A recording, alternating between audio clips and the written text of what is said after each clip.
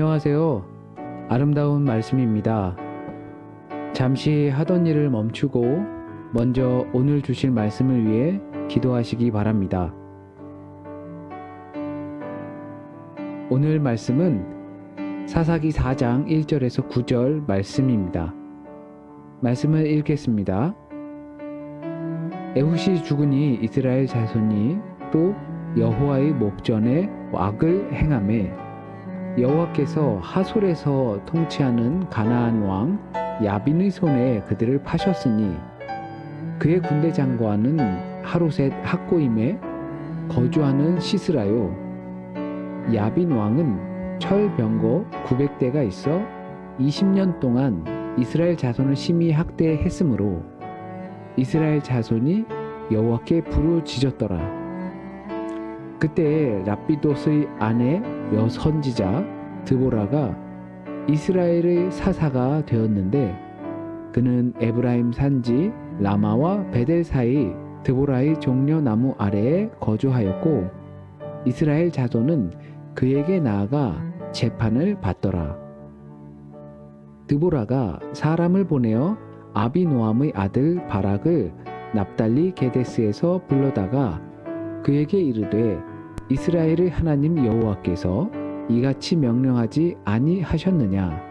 너는 납달리 자손과 스불론 자손 10,000명을 거느리고 다볼산으로 가라. 내가 야빈의 군대 장관 시스라와 그의 병거들과 그의 무리를 기손강으로 이끌어내게 이르게 하고 그를 내 손에 넘겨주리라 하셨느니라. 바락이 그에게 이르되 만일 당신이 나와 함께 가면 내가 가려니와 만일 당신이 나와 함께 가지 아니하면 나도 가지 아니하겠노라 하니 이르되 내가 반드시 너와 함께 가리라. 그러나 네가 이번에 가는 길에서는 영광을 얻지 못하리니 이는 여호와께서 시스라를 여인의 손에 파실 것임이니라 하고 드보라가 일어나 바락과 함께 게데스로 가니라. 새길 말씀. 바락이 그에게 이르되 만일 당신이 나와 함께 가면 내가 가려니와 만일 당신이 나와 함께 가지 아니하면 나도 가지 아니하겠노라 하니. 말씀 생각. 드보라는 여선지자입니다. 그리고 사사였습니다. 드보라는 하나님의 말씀을 들으며 전장에 나가야 하는 동시에 2가지 일을 해야 하는 하나님의 사람입니다. 요즘 아무리 벽이 허물어졌다고는 하지만 여전히 우리의 생각 속에는 보이지 않는 벽들이 존재합니다. 그런데 왼손잡이에 이어 여자 선지자입니다.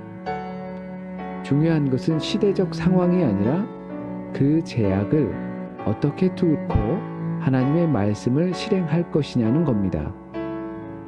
누군가는 머리의 역할을 하고 누군가는 손, 발, 눈, 코, 입의 역할을 합니다.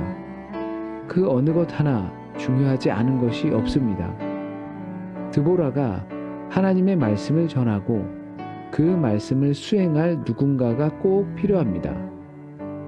우리가 하나님의 뜻을 알고 그 뜻대로 살고자 할 때 나 혼자 힘으로 안 되는 것들이 많습니다. 그때 교회가 필요한 겁니다. 교회는 우리의 믿음 성장을 돕고 나아가 우리 환경이 하나님의 약속의 나라로 변화될 수 있도록 돕습니다. 그러나 그 하나님의 말씀을 행하는 데 있어서 말씀에 대한 신뢰가 필요합니다. 그 말씀을 하시는 분이 어떤 분이신지 신뢰가 필요합니다. 여러 가지 이유를 가지고 우리는 그 말씀의 신뢰도를 떨어뜨리곤 합니다. 그런 것이 우리 존재의 특징이라면 어쩔 수 없습니다. 그렇기 때문에 바락은 드보라와 함께 가길 원하는 겁니다. 맞습니다. 바락은 우리처럼 여러 가지 이유로 말씀에 대한 신뢰가 없었습니다. 그러나 드보라가 같이 가면 가겠다는 약속을 합니다.